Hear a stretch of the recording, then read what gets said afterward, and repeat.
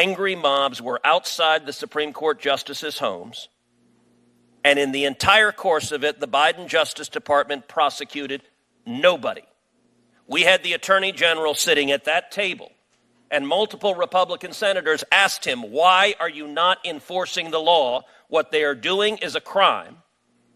And my friend from New Jersey said, it is a lie to say we, the Democrats, condone this. I would challenge, my friend, find a single Democrat senator on this committee holding the Attorney General to account for not enforcing this law.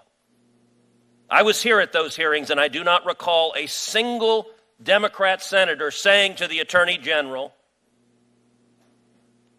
you should arrest these people who are violating the law. You should protect the judges. I agree that there was general language against violence, but not a single Democrat senator that I ever saw in this committee was willing to hold Attorney General Merrick Garland to account for flagrantly disregarding the federal criminal law because the Biden administration agreed with the protesters and I think wanted those justices harassed at their home. I really appreciate that you've now shifted the accusation you made earlier. Your accusation was that we were silent in the face of protests at Supreme Court justices' homes. Again, we joined together in a bipartisan way, not only to condemn that, but to pass legislation to extend round-the-clock security protection literally days.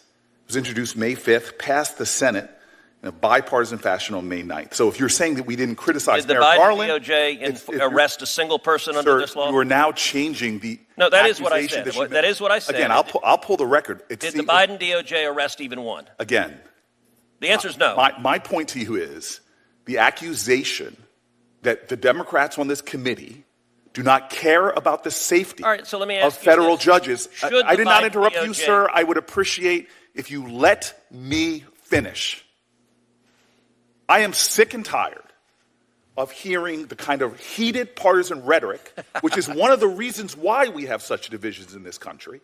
The attacks we see from the President of the United States of America trolling and dragging judges through is what we should be talking about that puts people in danger. I'm simply taking issue with the claim that you made at the top that people on the Democratic side of the aisle do not care about the safety and the security of judges and said nothing. You said we were silent after people's houses were protested. That is a patent lie, sir. We were not silent. We took action. We've joined in a bipartisan way to protect those judges, as was done in a bipartisan way to protect a New Jersey judge after their horrific attack at their home. So I see you now trying to shift the debate to whether we talk to an attorney general. I'm simply taking issue with this accusation that somehow we Democrats are so bad because we don't call out threats to our judicial colleagues. And that is wrong. You could change the argument now that you want, but what you said was patently not true and was, in fact, a patent lie. So I do enjoy the fact that my colleague from New Jersey raises his voice and says it's a patent lie and says he's doing so in defense of lowering the rhetoric. There is some irony to doing those two together. I'll point out that in the entire course of those remarks, Senator Booker did not dispute the central point I made, which is the Biden Justice Department arrested 0 people, prosecuted 0 people for violating the criminal law, and every Democrat senator on this committee was silent about it. And this was an ongoing pattern for months.